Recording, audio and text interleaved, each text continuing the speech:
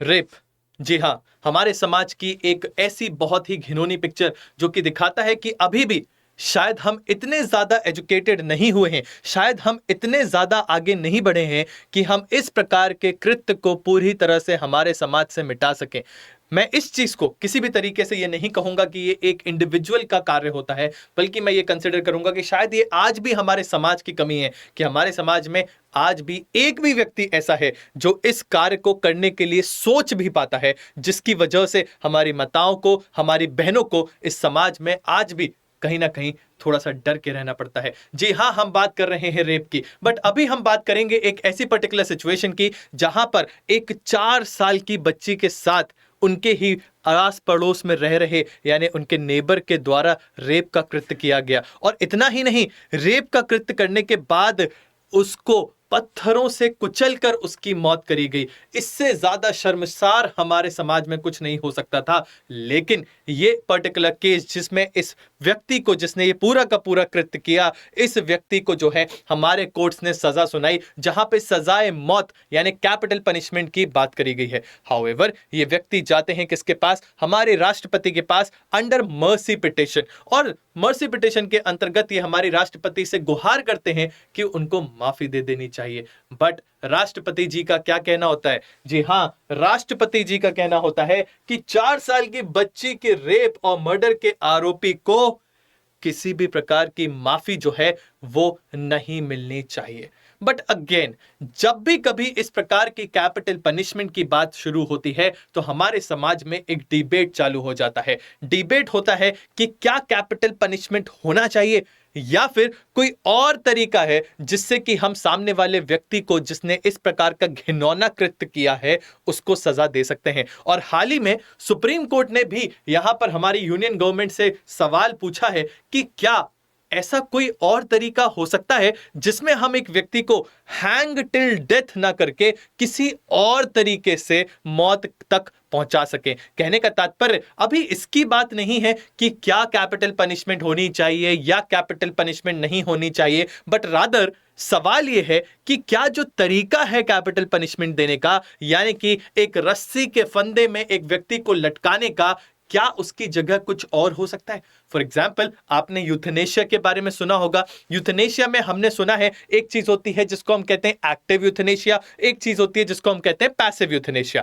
Passive euthanasia यानी जहां पर जो भी लाइफ सपोर्टिंग सिस्टम है, फॉर एग्जाम्पल मशीन्स लगा रखी हैं, दवाइयां दी जा रही हैं लगातार, उनको जो है विड्रॉ कर लिया जाता है एंड नेचुरली डेथ जो है वो होने दी जाती है। That is what is known as passive euthanasia. But जब हम बात करते हैं एक्टिव यूथनेशिया की, तो आपके शरीर में एक एक्टिवली एक इंग्रेडिएंट, एक लीथल इंजेक्शन लगाया जाता है जिसकी मदद से आपकी बॉडी में, आपके रगों में इस प्रकार का जहर जाता है कि आपकी मृत्यु जो है वो हो जाती है। तो कहने का तात्पर्य यहां पर सुप्रीम कोर्ट का यह है कि rather than hanging somebody so in such a manner जो कि उसकी डिग्निटी को हानि पहुंचाता है, क्या कोई और तरीका है जिससे हम ऐसे व्यक्तियों को मौत की सजा तक पहुंचा सकते हैं? खैर, जब तक ये पूरा का पूरा मसला सॉल्व होता है, आइए हम जल्दी से समझते हैं कि आखिर कैपिटल पनिशमेंट होता क्या है।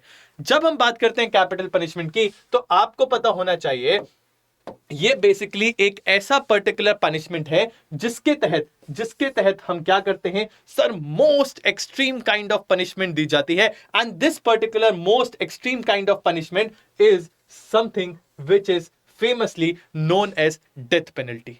यानी सामने वाले व्यक्ति को की जिंदगी को खत्म कर देना is what is known as capital punishment और डेथ पेनल्टी। बट अगर हम इंडिया की बात करें तो अभी इंडिया में जो सिचुएशन है, करंट सिचुएशन की अगर बात की जाए तो वो क्या है sir? As per section 354 clause 5 of CrPC, hanging by neck until death.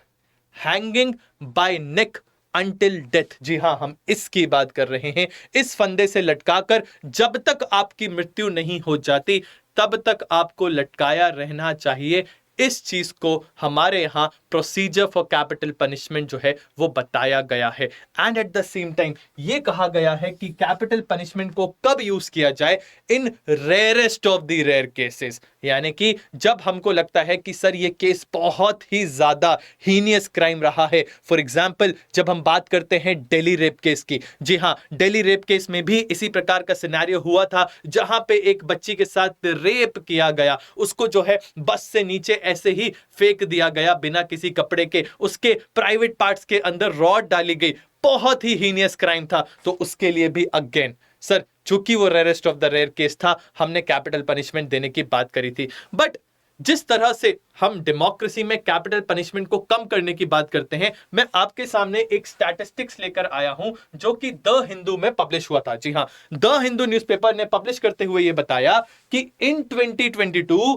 165 death penalties were handed by the trial courts, 165। And अगर हम बात करें साल 2000 की, साल 2000 से लेकर आज तक की हिस्ट्री में यह सबसे ज्यादा बड़ा नंबर जो है वो रहा है when we talk about the death penalty. ठीक है, चलिए अब लेकिन आगे आते हैं और पहले समझते हैं कि इस पर्टिकुलर मसले में हुआ क्या, ये पूरा सिनेरियो था क्या। तो इस सिनेरियो में बेसिकली बात यहां पर हो रही है एक व्यक्ति की जिसका नाम है वसंत संपत दुपारे। ये व्यक्ति जो है अभी उस समय इनकी उम्र जो थी वो 55 वर्ष थी। इन्होंने अपने नेबरहुड में रहने वाली एक 4 साल की बच्ची को चॉकलेट का बहाना देकर उसको ल्योर किया, उसको लेकर गए और ले जाने के बाद she was raped and then फिर उसके बाद उसकी हत्या कर दी गई, 2 भारी पत्थर जो है उसके सिर पर मारकर। जी हां, इतना ज्यादा हीनियस क्राइम जो है वो यहां पे किया गया एक व्यक्ति के द्वारा जो कि उस समय कितनी उम्र के थे, 55 वर्ष। इसके चलते बॉम्बे के ट्रायल कोर्ट ने इनको जो है डेथ पेनल्टी दी थी। एंड इस पर्टिकुलर डेथ पेनल्टी को बॉम्बे हाई कोर्ट ने भी जो है अपहेल्ड किया था। हाउएवर जुलाई 2016 की बात है जब टॉप कोर्ट के पास ये व्यक्ति आते हैं, यानी हमारे सुप्रीम कोर्ट के पास आते हैं और कहते हैं कि सर हमको हमारी बात को सही तरीके से रखने को नहीं दिया गया है हमारे ट्रायल कोर्ट में, तो प्लीज मुझे एक मौका मिलना चाहिए जहां पर मैं अपनी बात को अच्छे से रख सकूं। ठीक है, एंड फिर इस चीज के चलते एपेक्स कोर्ट ने जब इनकी पूरी बात सुनी, उसके बाद यह कहा गया 2017 में कि नहीं, इन्होंने जो कार्य किया, इन्होंने जो कृत्य किया वो बहुत ही ज्यादा एग्रीवेटेड सर्कमस्टांसेस में हुआ है और बहुत ही बार्बरिक मैनर में ये हुआ है। एंड इस चीज की माफी तो सर नहीं मिलनी चाहिए। Therefore while upholding the death penalty, uphold किया गया, यानी कहा गया कि डेथ पेनल्टी तो इनको मिलनी ही चाहिए, लेकिन इसी के साथ साथ क्या बोला कि ये जो पूरा का पूरा कृत्य हुआ है ये क्या है sir, this is basically monstrous burial of the dignity of that little kid. अंधेरे में आपने उसकी डिग्निटी को बरी कर दिया सर। ये किसके द्वारा कहा गया? ये कहा गया हमारे सुप्रीम कोर्ट के द्वारा। हाउएवर सुप्रीम कोर्ट के आदेश के अगेंस्ट ये व्यक्ति अब जाते हैं कहां? मर्सी पिटीशन लेकर राष्ट्रपति के पास। तो जल्दी से समझते हैं कि आखिर ये मर्सी पिटीशन क्या होता है।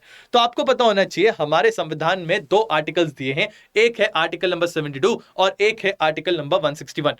When we talk about article number 72 and 161, these are basically the powers जो कि दिए गए हैं under 72 to the president of India and under 161 to the governor.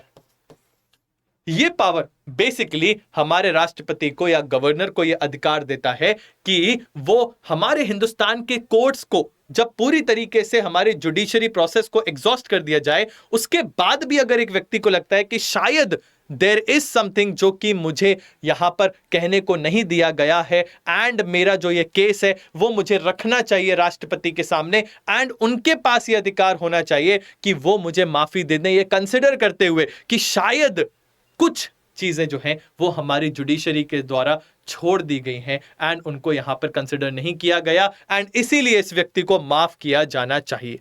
जी हाँ, that is what is known as mercy petition. जब आप राष्ट्रपति के समक्ष या फिर गवर्नर के समक्ष एक याचिका दायर करते हो माफी की, कि सर हमसे ये कृत्य हुआ या नहीं हुआ, या जो भी सिनेरियो है, बट प्लीज इसमें हमको जो है माफी दे दी जाए।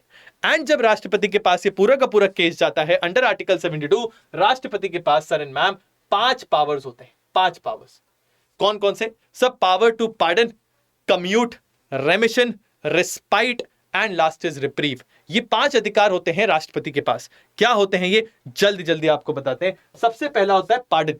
पार्डन पार्डन का मतलब जब राष्ट्रपति के पास कोई व्यक्ति आता है अपनी याचिका लेकर कि मुझे माफ कर दिया जाए, और राष्ट्रपति उस पर जो भी पनिशमेंट दी गई, लेट सपोज उसको जो है कैपिटल पनिशमेंट दी गई, डेथ पेनल्टी दी गई, उस व्यक्ति को अगर राष्ट्रपति पूरी तरह से माफी दे देते हैं, पूर्ण माफी, यानी आपको अब किसी भी प्रकार की पनिशमेंट नहीं दी जाएगी, और जिस कृत्य के लिए आपको यह पनिशमेंट दी गई थी उससे रिलेटेड अब आप पे कोई केस नहीं चलेगा, यानी कंप्लीट एक्विटल आपका हो जाएगा अगर इस चीज की बात की जाए। That is what is known as pardon.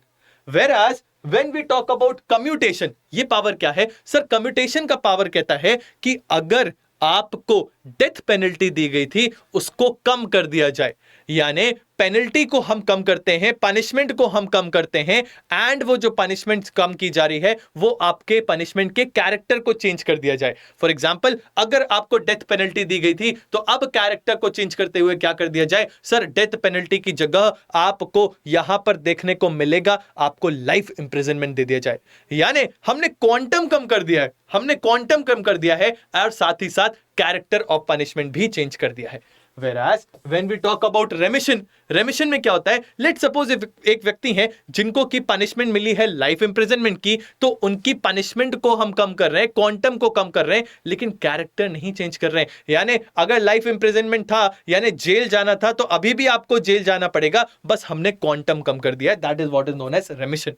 Next is respite. Respite, जब एक व्यक्ति ऑलरेडी पनिशमेंट जो है, यानी कि जेल में ऑलरेडी वो अपनी सजा काट रहा है, लेट सपोज उनको सजा दी गई है 14 वर्ष की, एंड तभी ऐसा कुछ होता है जेल में, लेट सपोज आपको पता है जेल में काम भी करना पड़ता है हमारे कैदियों को, या फिर अगर एक महिला है वो जेल में प्रेग्नेंट हो जाती हैं, तो इन सभी स्थितियों को कंसिडर करते हुए एट टाइम्स अगर उनका काम करते समय हाथ टूट जाता है, पैर में चोट आ जाती है, यानी कि फिजिकल डिसेबिलिटी आ जाती है, या वो प्रेग्नेंट हो जाती हैं अगर महिला है, तो ऐसी स्थिति में इन कंडीशंस को देखते हुए जो प्रेसिडेंट है वो पनिशमेंट को रिड्यूस कर सकते हैं।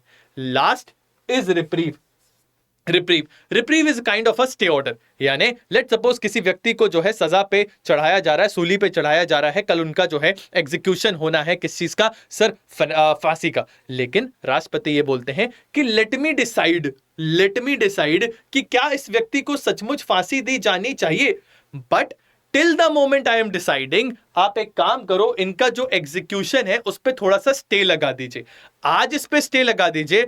आई विल थिंक ऑफ कि क्या मैं ऊपर दिए गए पावर्स में से किसी का उपयोग कर सकता हूं या कर सकती हूं, अगर हां तो ठीक, अगर नहीं तो आपको मैं नेक्स्ट एग्जीक्यूशन की डेट जो है वो बता दी जाएगी। ठीक है, तो ये पावर्स हैं जो होते हैं हमारे हिंदुस्तान के राष्ट्रपति के पास अंडर आर्टिकल नंबर 72, एंड हमारे गवर्नर के पास under article number 161। However governor और राष्ट्रपति के पावर्स में कुछ डिफरेंस होता है। फॉर एग्जांपल, राष्ट्रपति जो है आपके फांसी को यानी डेथ पेनल्टी को कंप्लीट एक्विटल कर सकता है, वेयर एज जब हम बात करते हैं गवर्नर की तो वो उसका कंप्लीट एक्विटल नहीं कर सकता। सिमिलरली मार्शल लॉ का अगर कुछ केस है तो वो सिर्फ और सिर्फ प्रेसिडेंट के पास आएगा, वो पर्टिकुलर केस को गवर्नर जो है टैकल नहीं कर सकता। तो ऐसे कुछ डिफरेंसेस हैं जो इन दोनों के पावर्स के बीच में है जी।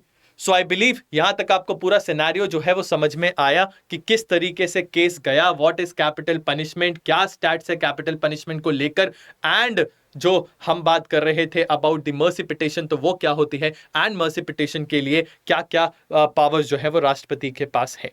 अब उन बच्चों के लिए जो कि तैयारी कर रहे हैं क्लैट या फिर अदर लॉ एंट्रेंस एग्जामिनेशंस की, तो आपको बता देते हैं हमारे यहाँ अड्डा 24/7 पे we have come up with a dedicated course for CLAT 2024 जो कि शुरू हो रहा है मई 10th 2023 से। जी हाँ, मई 10th 2023 से ये पर्टिकुलर कोर्स जो है वो शुरू हो चुका है, अभी भी ज्यादा देर नहीं हुई है। यू कैन कम अप क्योंकि अभी चल रहा है हेवी डिस्काउंट। जो कोर्स आपको 48,000 रुपीज का है वो मिल जाएगा हार्डली 11,000 रुपीज का, but for that you will have to use this code Y692। And आप में से जो भी बच्चे हैं जो अभी CUET PG यानी दिल्ली यूनिवर्सिटी और बनारस हिंदू यूनिवर्सिटी की तैयारी कर रहे हैं, सर CUET PG का ये पर्टिकुलर कोर्स है, दैट इज सक्सेस 2.0 बैच, जो कि ऑलरेडी इन एक्शन आ चुका है। जी हाँ, सक्सेस 2.0 बैच को भी आप परचेस कर सकते हो क्योंकि ये भी 10th ऑफ मई से शुरू हो गया है।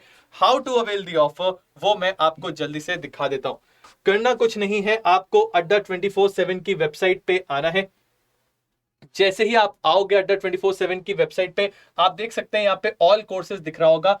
इस पे क्लिक करके अंडर ग्रेड एंट्रेंस एग्जाम्स पे आए, देन लॉ एंट्रेंसेस पे जाएं और क्लैट पे क्लिक करें। जैसे ही आप क्लैट पे क्लिक करोगे, please have an eye for detail. जी हाँ, क्लैट क्लासिक बैच जो है वो आ चुका है। क्लासिक बैच पे आपको क्लिक करना है और फिर उसके बाद बाय नाउ ऑप्शन पे जाना है। जैसे ही आप बाय नाउ ऑप्शन पे जाओगे, आपको यहां पे एक कूपन कोड अप्लाई करना है। क्या है कूपन कोड? Y692। जैसे ही आपने ये कूपन कोड अप्लाई किया, यू कैन सी प्राइस जो है वो आ जाएगा 11,040 रुपीज ओनली। कहने का तात्पर्य, you will get everything that is required to crack this exam, be it your live interactive classes, be it anything, चाहे वो full length mock test हो जो कि 20 नंबर होंगे, चाहे वो आपके section wise test हो जो कि 16 नंबर होंगे, you will get everything। and similarly अगर आप CUET PG की तैयारी कर रहे हैं तो आपको करना क्या है, लॉ एंट्रेंस यहाँ पे आना है, under grade, then law entrance, then CUET LLB। यहाँ पे you can see success 2.0 batch is already live. इस बैच पे जाना है और आपको सेम कोड लगाना है। What is the code that we are talking about? Sir code है Y692। जैसे ही आप ये कोड लगाएंगे, you will get to see the maximum discount and get yourself a dedicated course जो कि जरूरी इंश्योर करेगा कि आप अपने इस पर्टिकुलर एग्जामिनेशन में सफल हो पाए। With this I am signing off. Thank you so very much for your valuable time. Keep studying, keep grilling. जय हिंद, जय भारत।